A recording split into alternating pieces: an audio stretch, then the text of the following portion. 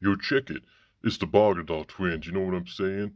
You better be ready for this Halloween special on Pro Truth Anti-Media this year, 'cause you might just be crapping your pants. Yo, DJ, drop that intro beat.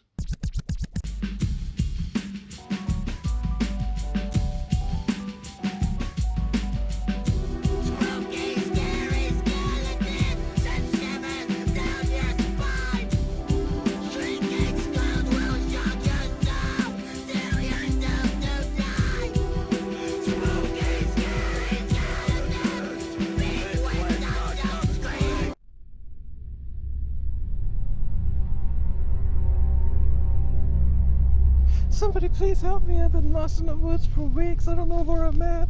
Somebody please help me.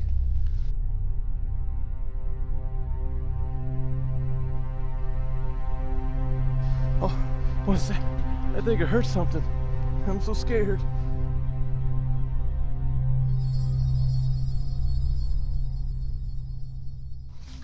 You know what? While I'm here, I suppose this would be a pretty cool spot to do a Halloween special.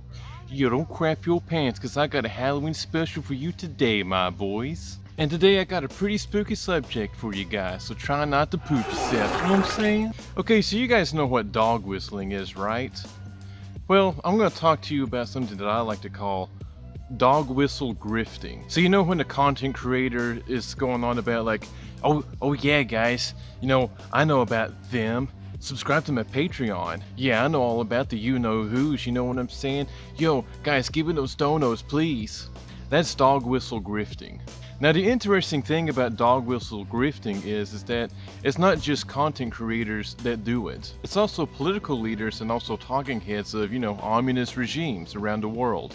You know, like the CCP, for example. Just recently, the CCP had called George Soros the son of Satan. Yo, based? China just called Soros the son of Satan?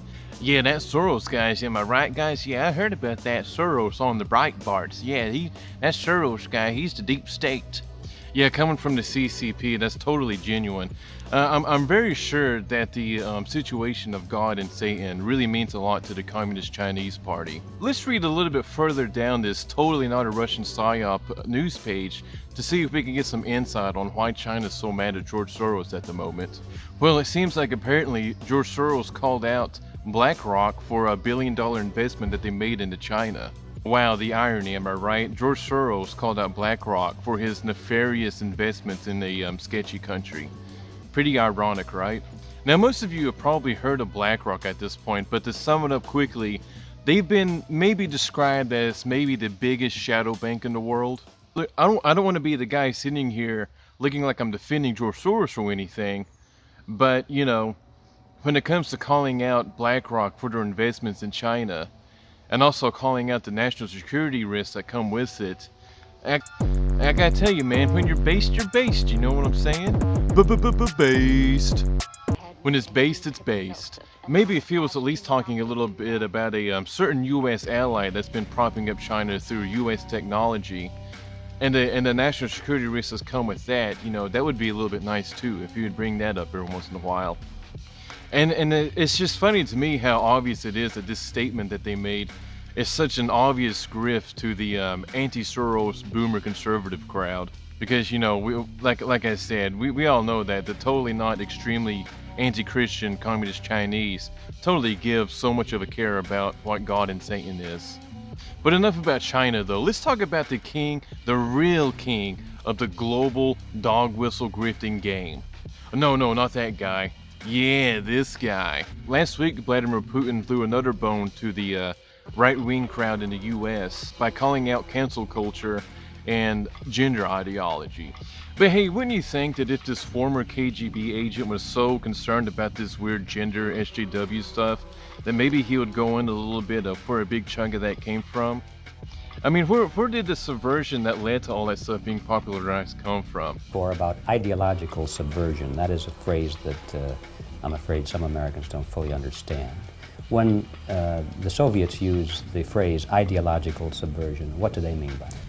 Ideological subversion is the slow process which we call either ideological subversion or active measures, активные мероприятия in the language of the KGB, or psychological warfare. As Marxism-Leninism ideology is being pumped into the soft heads of at least 3 generations of American students without being challenged or counterbalanced by the basic values of Americanism, American patriotism.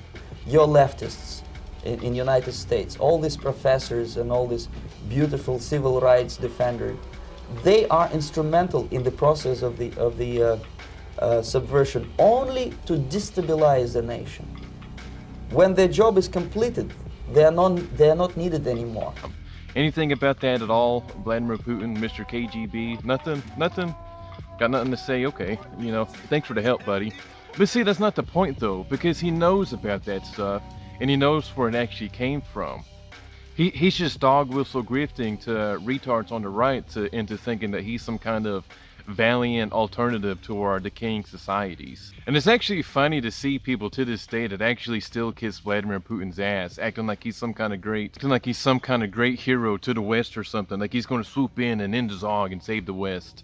Like he's any kind of opposition to anything. He doesn't give a fuck. In conclusion, always question narratives. If it's so-called alt media or any of that crap, if it gets any traction or whatever, you should always question it and question why it's being pushed. Because everything's controlled. Nothing goes viral or gets traction by accident anymore. I mean, why is it that George Soros, out of all of those guys, was the one dude that was singled out?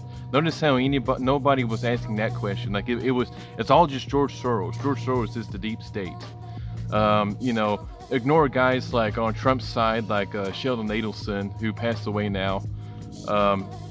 And ignore guys like Chaim Saban. You know, the guy who was actually Hillary Clinton's top donor, Chaim Saban? Yeah, ignore him. I have said to people when they ask me, if this Capitol crumbled to the ground, the one thing that would remain is our commitment to our aid. And I don't even call it aid, our cooperation with Israel. That's fundamental to That's the end of the video. Basically, just remember, nothing goes viral by accident. Whether it's fake alt media or anything, question everything. Man, that was a really good take. That's probably going to go viral. I hope it don't end up never being seen again or something like that.